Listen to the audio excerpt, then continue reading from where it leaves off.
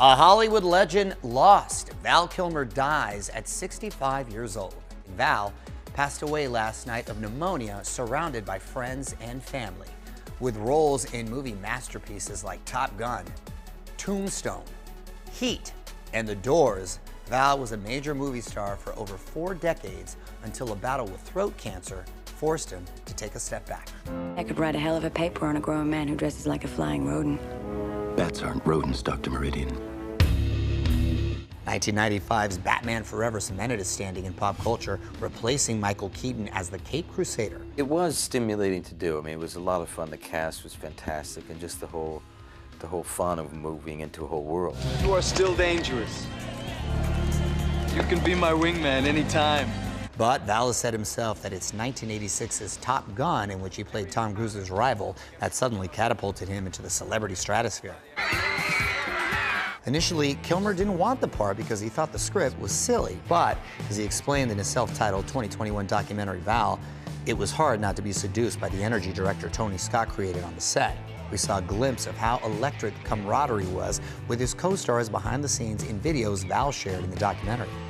All set, full ground, and left of Tom Cruise. Played a lot of different acting styles with a lot of different kinds of people. The United States of America, man. Land of the free, home of the brave. In God we trust. Having starred in over 60 feature films, 1991's The Doors brought Val further critical acclaim, perfectly capturing Jim Morrison's swagger and singing voice. The Doors are about anything. They're about being live. So if I could do it, then wouldn't that be the best thing? Val's performance in the 1993 Western film Tombstone has been called iconic, and this famous line has taken on a life of its own over the years. I'm your huckleberry. He even named his 2020 memoir after it. While his career was on the rise, Val became a tabloid target due in part to his bad boy reputation of being difficult to work with. Things get written, and it doesn't matter to audiences. It doesn't matter to the people that employ me. I have no relationship to it. I didn't cancel my subscription to Star magazine or whatever you're talking about. 2015 brought serious health problems for Kilmer. After denying cancer rumors, it was revealed that he had battled throat cancer. 2 tracheotomies were performed, which rendered his voice to a rasp.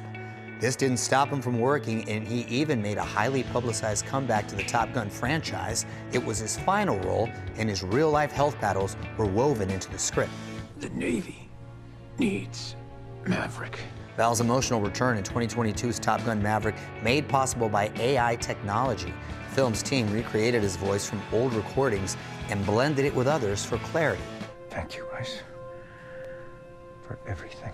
I just want to say that was pretty emotional. I've known Val for decades, and for him to come back, you're looking at Iceman. Did you cry when you guys shot that, or was it just me? I was crying. I was crying. I got emotional. He's such a brilliant actor. I love his work. And in this scene, in the movie particularly, brings on fresh heartbreak today. Val's character later dies, and Tom attends his funeral.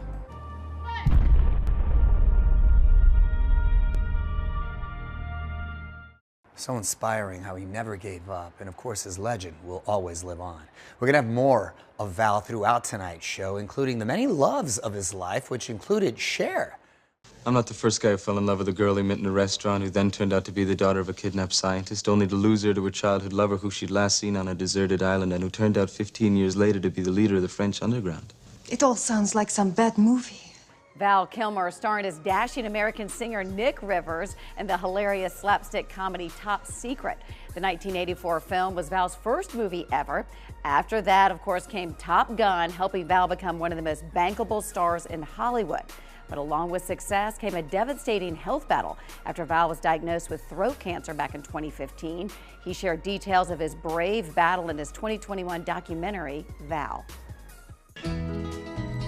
My name is Val Kilmer. I was recently diagnosed with throat cancer. Though I healed quickly from the cancer, the extensive radiation and chemotherapy treatment that followed has left my voice impaired.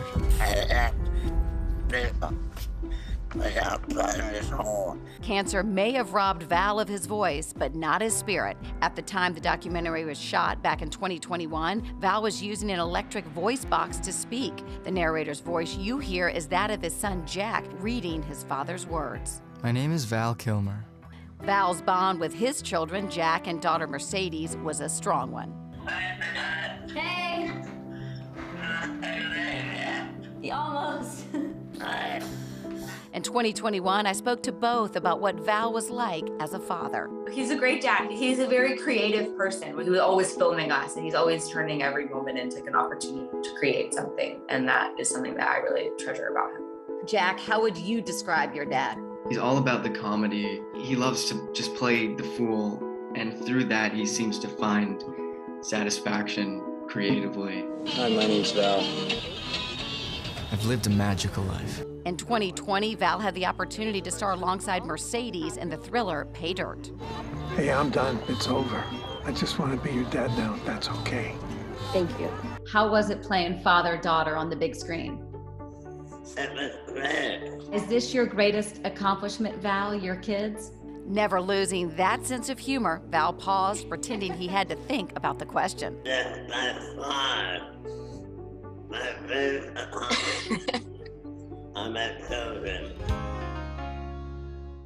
Oh, Val lived such an incredible life. He will never be forgotten. That is for sure. And later, we're going to take you through his most high-profile relationships, including the one with Cher that ended with a broken heart. We'll be right back. You are my sun, my moon, my starlit sky. Without you, I dwell in darkness. I love you. What are you doing here? Val Kilmer met his wife Joanne Whalley on the set of their 1988 movie Willow. The two married that same year. They had 2 children before divorcing in 1996, and Val was then linked to supermodel Cindy Crawford and later Daryl Hannah, and even had a brief on-set romance with Angelina Jolie. But it was his early romance with Cher way back in 1984 that left her with a broken heart. She shared this story with Howard Stern. I'm Mario Lopez. We'll see you next time. Who would ever leave you?